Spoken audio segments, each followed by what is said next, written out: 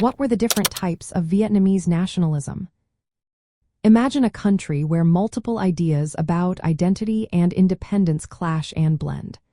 That's what Vietnam experienced during its fight for freedom and later during the Vietnam War. It wasn't just one simple movement but a mix of different kinds of nationalism, each with its own goals and beliefs. These different types of nationalism grew out of Vietnam's long history of resisting foreign control, regional differences, and the influence of global politics during the Cold War era. The first kind is traditional nationalism. This was rooted in resisting foreign powers like France and Japan. Vietnam's people wanted to keep their culture, language, and sovereignty alive. They remembered centuries of fighting Chinese emperors and saw their independence as a core part of their identity. This form of nationalism was about restoring Vietnam's independence and protecting its cultural roots. It often called for ending foreign domination and preserving Vietnamese traditions. Then there was communist nationalism, led by Ho Chi Minh and the Indochinese Communist Party. This movement combined the desire for independence with Marxist-Leninist ideas.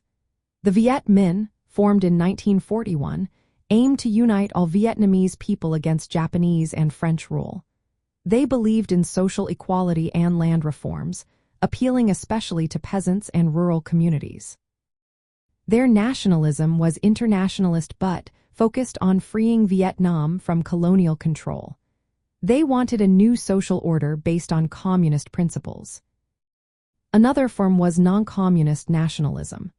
Groups like the Vietnamese Nationalist Party, also called the Vietnam Quoc Dang Dang, emerged in the 1920s. They rejected communism and aimed for a Vietnamese nation based on democracy and traditional values.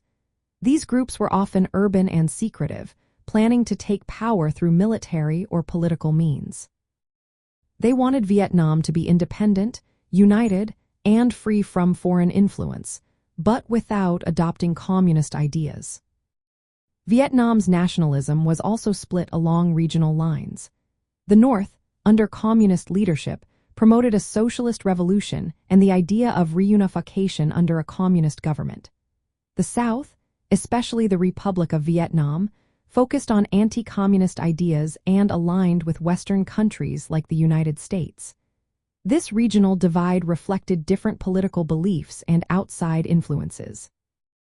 The North looked to the Soviet Union and China, while the South looked to the United States and France for support. In South Vietnam, anti-communist nationalism was strong.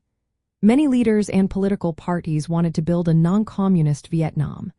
They believed in independence and sovereignty, but opposed the spread of communism.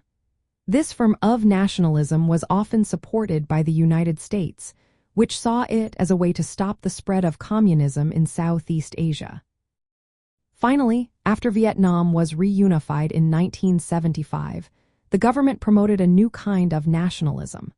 They combined socialism with patriotism, saying that the victory of communism was the true expression of Vietnamese nationalism. They emphasized unity, independence, and socialist development as the main goals of the modern Vietnamese state. So, during the Vietnam War, nationalism was not just one idea but many. It included communist and non-communist visions, regional differences, and anti-foreign sentiments. Each type reflected different hopes for Vietnam's future and was shaped by its history, politics, and global influences. Understanding these different kinds helps us see why Vietnam's fight was so complex and why the country's identity was so diverse.